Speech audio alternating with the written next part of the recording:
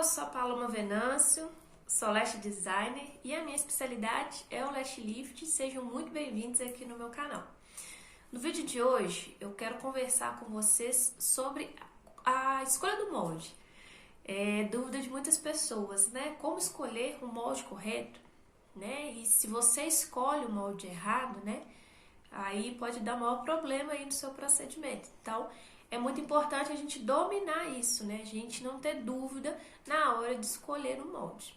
Mas antes da gente começar a falar sobre esse assunto, eu já peço para vocês aqui, para curtir esse vídeo, também se inscrever no canal, que a gente tem vários vídeos aí falando sobre a técnica do lash lift. E também para quem desejar fazer o meu curso, né? Tanto para quem quer ser iniciante, como para quem não está satisfeito com os resultados, né? Para quem já trabalha na área. É só clicar no link que está na descrição do vídeo, que você já vai lá, direto lá para aprender sobre como que é o meu curso, tá bom? Bom, então vamos lá falar sobre a escolha do molde correto, né? A gente tem muita dúvida, né? Muitas pessoas têm muita dúvida referente a isso, porque se você escolhe o molde errado, gente, aí dá um problema no seu procedimento, né? Quando a gente escolhe o molde, a gente tem que avaliar três coisas. Três coisas, assim, são essenciais, tá? Para que você escolha o molde correto. A primeira delas é que você tem que avaliar a pálpebra da cliente. E eu sei que muita gente ignora esse fato, tá? A cliente chegou, gente, você tem que avaliar a pálpebra dela, tá? Não pode passar despercebido. Se você esqueceu e deitou a cliente, pede ela para sentar e avalia com a cliente sentada ou de pé, tá? Jamais com ela deitada, porque quando a gente deita, as nossas gordurinhas, né, as nossas dobrinhas aqui da pálpebra, elas vão para trás, né? Então a gente não consegue avaliar com a cliente deitada, tá? Então tem que sentar ou com ela em pé pra gente ver, ó, quando a gente subir os cílios dela, será que vai bater na pálpebra? Né? A gente consegue ter essa visão com a cliente em pé ou sentada, tá? Por que é importante a gente avaliar a pálpebra da cliente? Porque se a gente escolher um molde pequeno e a cliente tiver uma pálpebra mais gordinha, uma pálpebra caidinha em cima do olho, se você escolher um molde pequeno, os cílios dela vai ficar batendo na pálpebra e vai incomodar ela e ela vai reclamar com você. Tá? Então, é muito importante a gente avaliar a pálpebra. Como é que é a pálpebra dessa minha cliente? Se ela não tiver essa gordurinha aqui em cima, né? Se a pálpebra for bem esticadinha aqui, eu posso levantar esse fio quanto que eu quiser. Se ela tiver uma gordurinha aqui em cima do olho, o que eu vou ter que fazer? Eu vou ter que, ó, curvar embaixo para sair fora da pálpebra para depois subir esses cílios. Automaticamente, se a cliente, então, tem a pálpebra mais gordinha, mais caidinha, o que eu tenho que fazer? Escolher moldes com curvatura. A partir do M1, né, a gente começa a ter ali um pouco de curvatura. M2 já tem uma curvaturazinha bem que sai bem da pálpebra. E o L, assim, muito curvado, né, mais em formato de C. Nem uso muito L, só em fios extremamente grandes mesmo que eu uso o molde L, tá?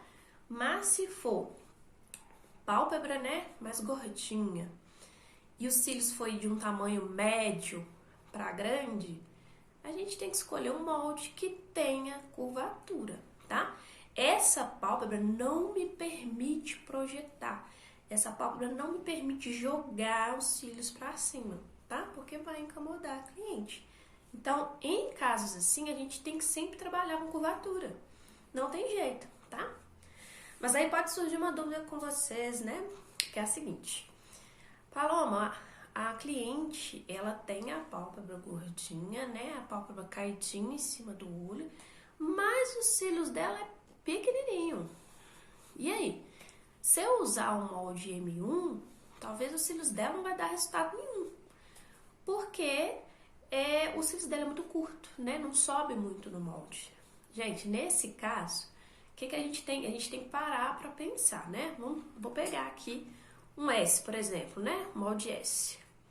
Se eu subir os cílios da cliente e os cílios dela ficou aqui, aqui na metade, mais ou menos, isso quer dizer, gente, que ele não vai subir o suficiente para bater na pálpebra dela, né? Porque ele é curto, ele é pequenininho, então ele não vai subir o suficiente, né? Agora, se ele for um fio mais médio e grande, aí sim, eu tenho que utilizar moldes com curvatura, que seria M1, M2 e L, tá? Então, avalie sempre a pálpebra da sua cliente. Chegou, avalie, tá? Não esqueça.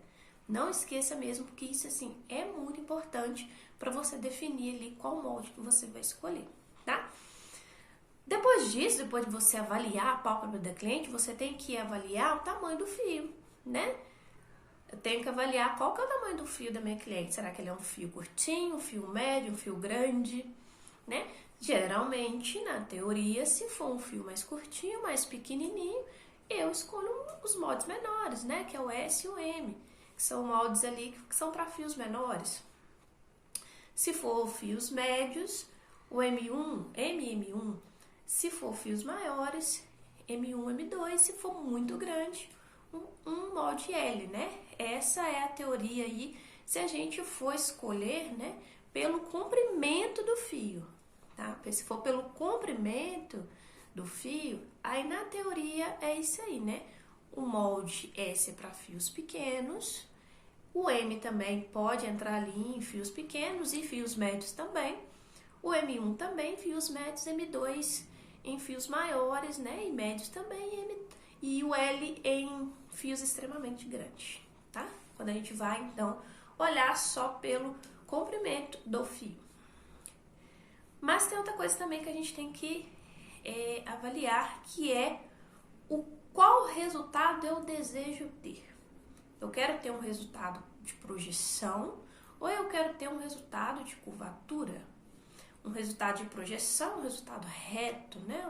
Um cílios bem esticado, bem esticadinho mesmo. Um resultado de curvatura, o nome mesmo fala, é um fio que curva, né? E aí vai depender aqui do molde que eu escolher para saber se ele vai curvar mais embaixo, se ele vai projetar um pouquinho, né? Se for o M1, por exemplo, ele curva um pouquinho e projeta. M2 curva mais e projeta um pouco menos. E o L fica praticamente em formato de C, né? Ele é bem curvado mesmo. Então, o formato dos cílios ali vai ficar mesmo no formato de C mesmo, né? Então, tem que avaliar o que eu desejo, né? Desde que a pálpebra da cliente me deixa ter essa alternativa de escolher qual resultado eu desejo ter, né? Se a pálpebra dela me permitir, se ela tiver a pálpebra aqui, ó, retinha, eu posso escolher, né, o molde que eu quiser. Então, eu posso escolher se eu quero projetar ou se eu quero curvar, né?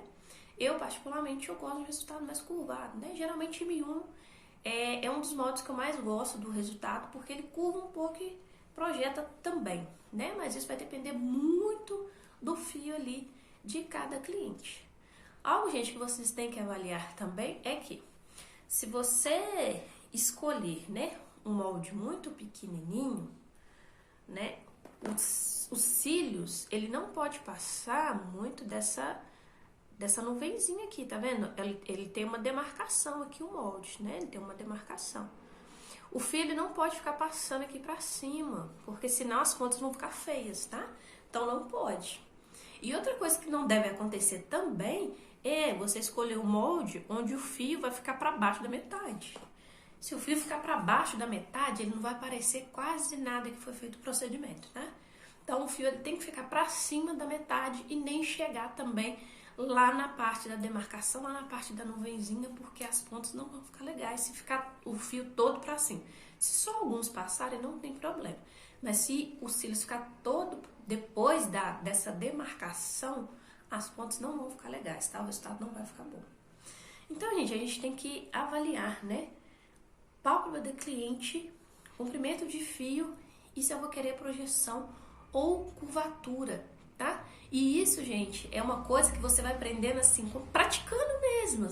Você vai pegar tantos cílios, né? Tantos cílios diferentes que você vai treinando ali sua visão, né? Ah, esse aqui acho que dá pra mim projetar ele. esse aqui só dá para fazer curvatura. E outra coisa muito importante, quando a cliente deita, até você pegar uma certa experiência, testa todos os moldes para você perceber, né, como que seria o resultado. Tenta imaginar como que ficaria o resultado se eu usasse um S e se usasse um L, por exemplo, nesse fio, né? Porque são duas extremidades. Começa a raciocinar, começa a pensar, né? E testa todos os moldes até você pegar uma experiência, né? Eu que já fiz muitos procedimentos até hoje, gente, eu testo o molde, eu não testo todos, mas geralmente eu testo 2 para me saber qual dos 2 ali que eu vou escolher, né? Então, assim, é muito importante a gente testar, é muito importante a gente avaliar essas questões da pálpebra, né? Do comprimento do fio e do resultado que a gente está querendo, né? Porque aí, isso, gente, é importantíssimo para o nosso resultado do lash lift, né? Se a gente escolher um molde errado, é muito ruim, né? O procedimento não vai dar certo. Então, a gente tem que dominar essa parte aí da escolha do molde, tá? E, assim, se quiser mais detalhes ainda, aí tem meu curso, né? Tá o link aí na descrição do vídeo, que aí tem uma parte lá só disso, né? Só explicando aí como vocês vão escolher o molde correto, como várias outras coisas, né? Sobre tempo de ação do passo 1, por exemplo, que muita gente ainda tem dúvida, né? Sobre alinhamento, que são coisas essenciais aí para se ter um bom resultado no lash lift, certo? Eu espero que vocês tenham gostado desse vídeo. Peço vocês mais uma vez que curte e se inscreva aí no canal, que a gente vai ter outros vídeos também falando sobre essa técnica maravilhosa, tá bom? Um beijo e até o próximo vídeo.